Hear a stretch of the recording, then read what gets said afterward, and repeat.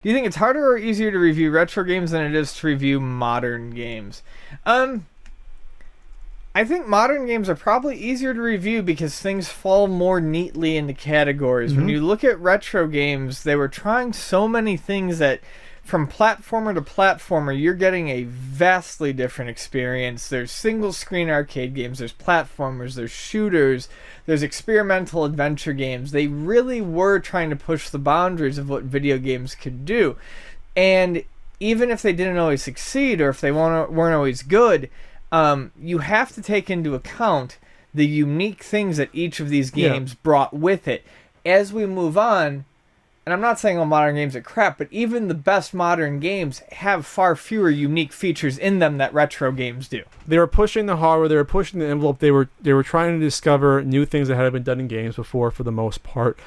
So there wasn't a defined format for a platformer necessarily. There wasn't even a defined format for a shooter until probably later in the 80s. So there wasn't even defined, this is what a baseball game should be, this is what a basketball game should be, even for sports. Oh yeah, control schemes were all over the place. All over the place. Options were different. We didn't settle on having, realistic teams or full seasons. So by the time you get to a sports game now, this is what your sports game should contain. Right. This is what your fighting game should contain. This is what... They don't really do platformers anymore. They're not AAA titles. So, this is what your shooters should be. They're all the same in terms of not how they look, but the format structure is the same for all these games.